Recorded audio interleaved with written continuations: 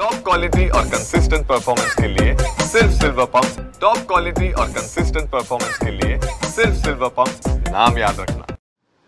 DCP Niketan Kadam sir आपल्या सोबत आहे। काल या सगळ्या दंगल परिस्थितीमध्ये त्यांच्या हातावर कुऱ्हाडीने धारदार शस्त्राने वार करण्यात आला। आपण हे दृश्य या ठिकाणी बघू शकतो। सर काय सांगणार, काय घडलं होतं काल? काल त्या चिटणीस पार्क इथे जी क्राऊड जमा झाली होती त्याच्यानंतर बऱ्याच प्रकारात आक्रमक ते झाले आणि मोठ्या प्रमाणात दगडफेक, नंतर वाहनांची तोडफोड, घरांची तोडफोड हे प्रकार सुरू झाले। त्यानंतर मग आपण बळाचा वापर केला। तर तिथे बऱ्याच अरुंद लेन्स आहेत, गल्ल्या आहेत, तिथं आपण मध्ये क्राऊडला डिस्पर्स करण्याचा प्रयत्न करत होतो, परंतु मोठ्या प्रमाणात दगडफेक चालू होती। तर आपली एक टीम तिथे एका ठिकाणी ट्रॅप झाली होती, अडकली होती आणि अचानक एका लेनमधून एक 100चा क्राऊड तिथे आला। त्यांच्याकडे लाठ्या होत्या, त्यांच्याकडे पेट्रोलच्या बॉटल्स देखील होत्या आणि मशाल वगैरे पेटवण्यासाठी त्या गोष्टी त्यांच्याकडे दिसत होत्या। परंतु आपलं ती एक टीम तिथे अडकलेली असल्यामुळे ते 100चा क्राऊड जास्त होता। मग त्यांना थांबवण्याचा मी प्रयत्न केला। माझ्याकडे लाठी आणि हेल्मेट होतं, ज्यांच्याकडे लाठ्या होत्या ते मागे सरसावले, परंतु एक असामाजिक तत्वाकडे एक कुऱ्हाड होती, त्यांनी पुढे येऊन तो वार केला। मग तो थांबवण्यासाठी मी तो पकडला या हाताने आणि मग ते मागे सरसावले। आपली टीमही तिथून सुखरूप निघाली, परंतु खूप मोठ्या प्रमाणात तिथं काल व्हायलेंट असामाजिक तत्व जमा झालेले होते। जेव्हा ही घटना घडली, किती स्टाफ होता आपल्यासोबत? प्रचंड ब्लडिंग तुमचं झालं होतं, कारण की त्या सगळ्या दंग्याच्या याच्यात धाडसानं पुढे जाऊन त्यांचा सामना करणे, शांतता निर्माण करणे मोठं चॅलेंज। अगदी बरोबर आहे। नागपूर पोलीस स्वतः CP सर देखील तिथे हजर होते, रवींद्र सिंगल सर, आणि नागपूर पोलिसांच्या विविध टीम, SRPFच्या टीम्स आपण सर्व बाजूने तिथे डिप्लॉय केलेल्या होत्या आणि त्या प्रत्येक लेनमध्ये थोड्या प्रमाणात स्टाफ अवेलेबल देखील होता। परंतु मी जसं सांगितलं की अरुंद लेन्स असल्यामुळे हा मॉब कुठल्याही दिशेने येत होता आणि त्यांच्याकडे शस्त्र देखील होते। शिवाय ते बऱ्याच फुटेजमध्ये देखील क्लिअर झालेलं आहे आणि मला देखील कुऱ्हाडीनेच तिथे मारण्याचा प्रयत्न झालेला आहे। तर आपल्या नागपूर पोलिसांनी अतिशय चांगल्या प्रकारे नियंत्रण मिळवण्याचा प्रयत्न केला आणि आपण नियंत्रण देखील मिळवलं। त्यामध्ये आता आपण काही अधिकारी देखील इंजर्ड झाले, आपले काही कॉन्स्टेबल्स देखील इंजर्ड झालेले आहेत। आज मुख्यमंत्री देवेंद्र फडणवीस यांनी तुमच्याशी चर्चा केली, तुमच्या धाडसाचं कौतुकही करण्यात आलं इतक्या क्राऊडमध्ये जाऊन। हो, CM सरांचा कॉल होता। सरांनी संपूर्ण नागपूर पोलिसांचं एक कौतुक केलं, त्याच्यामुळे आम्हाला देखील एक चांगली प्रेरणा मिळेल आणि त्याच्यामधून कॉन्फिडन्स देखील वाढेल। तसेच पालकमंत्री सर देखील इथे येऊन त्यांनी विचारपूस केली आणि पोलिसांच्या कार्याचं हे कायदा आणि सुव्यवस्था राखण्यात जे आम्हाला यश आलेलं आहे त्याचं देखील त्यांनी कौतुक केलं। त्याच्याने नक्कीच आमचा कॉन्फिडन्स हा द्विगुणित होणार आहे।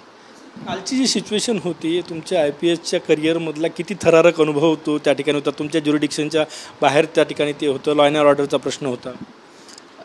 आधी तर जेव्हा लॉ अँड ऑर्डरचा असा प्रश्न निर्माण होतो तेव्हा ज्युरिडिक्शन वगैरे नसतं। नागपूर पोलीस ही आमची एक टीम आहे, सर्वच जण तिथे रिस्पॉन्ड करण्यासाठी येतात आणि त्याप्रकारे सर्व अधिकारी तिथे हजर होते आणि तो लाईफ ऑर डेथ ची सिच्युएशन होती ती, कारण त्यांनी ते कुऱ्हाड मारली ती कुठेही लागू शकत होती आणि जीवावरही बेतू शकत होती, गंभीर जखमी होती। तो क्षण असा होता की काहीही होऊ शकत होतं त्याच्यात, पण त्याच्याही पलीकडे जाऊन जर समजा त्या सर्वांनी मिळून अजून थोडं ते जर थांबले नसते तिथे, तर माझी बाकीही टीम तिथे होती ट्रॅप झालेली, म्हणजे त्यांच्यासोबतही काही होण्याची शक्यता नाकारता येत नव्हती।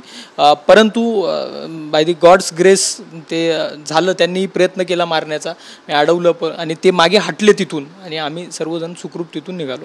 जेव्हा सर तुम्हाला जी कुऱ्हाड मारली तेव्हा त्या चिटणीसपुरा परिसरात इकडचे जे पोलीस फोर्स होते त्यांच्यासोबत आम्ही सुद्धा होतो की सगळेजण ओरडायला लागले की कदम सरांना कुऱ्हाडीने हाताला लागलं, त्यांच्या जखम झाली, चला पुढे चला पुढे चला, असे सगळे आवाज आम्हाला ऐकायला येत होते। हो, बरोबर आहे। मला तिथे झाल्यानंतर ते थोडा मॉब मागे हटला तर आम्ही सर्वजण तिथून लवकर इकडे आपला जिकडे फोर्स अवेलेबल होता तिकडे आलो। परंतु मला त्यावेळेस देखील थोडा डाऊट होता की आपले अजून काही लोक तिथे अडकलेलेच तर नसावेत ना, त्यामुळे मी तिथे मोठ्याने ओरडून देखील सांगितलं की सर्वजण पुढे जा आणि त्यांना रेस्क्यू करा कोणी जर बाकी असेल तर, आणि आपला पूर्ण स्टाफ गेला देखील। परंतु मला मोठ्या प्रमाणात ब्लिडिंग होत असल्यामुळे मी मागे आलो आणि मग तिथून मी हॉस्पिटलाइज देखील झालो। लागलं असल्यानंतर ही स्टाफ रेस्क्यू कसा होईल याचा प्रयत्न तुम्ही तिथे केला? यस, आमचा म्हणजे ट्रेनिंगचा पार्ट असतो आणि महाराष्ट्र पोलीस हे नेहमीच त्यांच्या प्रोफेशनलिझमसाठी सगळीकडे ओळखले देखील जातात. अशा संकटाच्या वेळेस तर आम्ही नेहमीच we lead from the front, पुढे जाऊनच लीड करत असतो. आणि काल देखील आमच्या सर्व अधिकाऱ्यांनी आणि अंमलदारांनी त्याचं एक खूप चांगलं उदाहरण देखील सेट केलेलं आहे. मुख्यमंत्र्यांशी बोलल्यावर काय वाटलं तुम्हाला? नाही, आम्ही जसं आधी सांगितलं की सरांचा कॉल आला आणि सरांनी कौतुक केलं पूर्ण नागपूर पोलिसांचं. ते खरंच खूप प्रेरणादायी होतं आणि इथून पुढे देखील चांगलं काम करण्यासाठी आम्हाला नक्कीच त्याच्याने एक आत्मविश्वास वाढणार आहे. तुमची प्रकृती कशी आहे? सुरुवातीला मी विचारलं काय सर्जरी झाली? हो, काल रात्रीच एक प्लास्टिक सर्जरी झालेली आहे. आज स्टिचेस आहे, डीप वुंड आहे, बऱ्यापैकी डीप जखम आहे, परंतु लकीली काही नर्व डॅमेज वगैरे झालं नाही आहे. त्याच्यात थोडं रिकव्हरी होण्यासाठी वेळ लागेल. परिवार चिंतेत होता संपूर्ण ही बातमी कळल्यानंतर? काय घरून फोन वगैरे? हो, नक्कीच. आता आमचं पोलिसांची सर्व्हिस अशी असते की ज्यावेळेसही आम्ही बाहेर पडतो की नेहमीच काही ना काही आम्ही क्रिमिनल्सशी डील करतो. कायदा आणि सुव्यवस्थेची परिस्थिती असते, क्राऊडमध्ये आम्ही जाऊन त्यांना समजावण्याचा प्रयत्न करत असतो.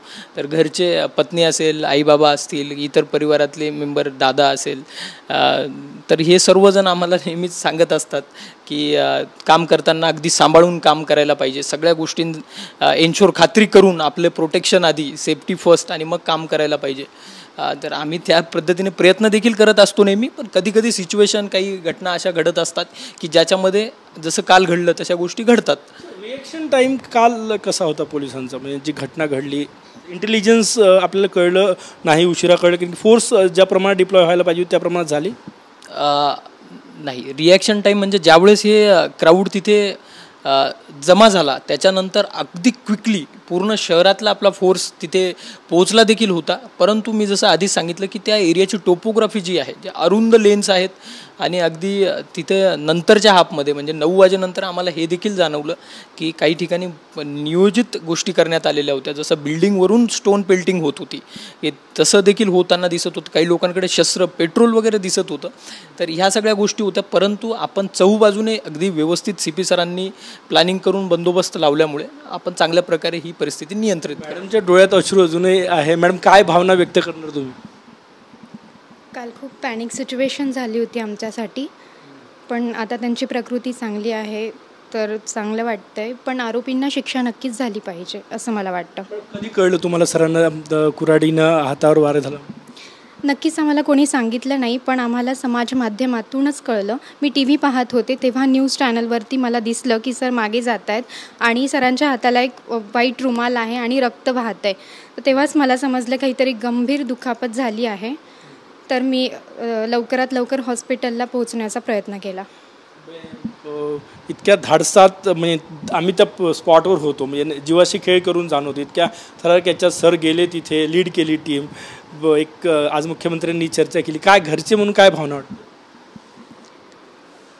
त्यांनी आपल्या देशासाठी, नागपूरसाठी नक्कीच चांगलं केलं आहे. त्यासाठी मला नक्की चांगलं वाटतं आहे. ही प्राऊड मोमेंट आहे आमच्यासाठी, पण काळजीपूर्वक करावं हेच मी त्यांना सांगेल आज. मी जसं आधीही सांगितलं की त्यांचा नेहमीच घरच्यांचा सल्ला असतो. या पोलीस सर्व्हिस अशी आहे सर्व पोलिसांसाठी की फील्डवर आम्ही नेहमी कुठल्या ना कुठल्या संकटांना फेस करत असतो, तोंड देत असतो. तर त्यांचा तो सल्ला आहे, आम्ही नक्कीच त्याचा म्हणजे विचार नेहमीच करत असतो. तेही आमच्यासाठी तितकेच महत्त्वाचे आहे. देशसेवा आणि ते तितकेच महत्त्वाचे आहे. शेवटचा प्रश्न सर, ज्यांनी हल्ला केला त्यांचे चेहरे ते ताब्यात घेण्यात आले अजून त्यांना? आपल्याकडे बऱ्याच प्रमाणात CCTV फुटेजेस अवेलेबल झालेले आहेत. त्याच्यामध्ये लोक हातात काठ्या असतील, शस्त्र असतील घेऊन जाताना दिसत आहेत.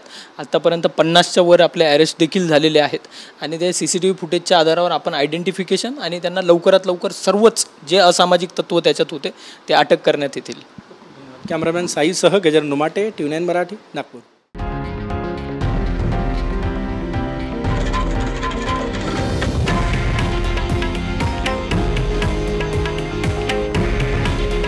हे आहे देशातील नंबर 1 न्यूज नेटवर्क आणि आपण पाहत आहात TV9 मराठी. काळजी तुमची, हित महाराष्ट्राचं.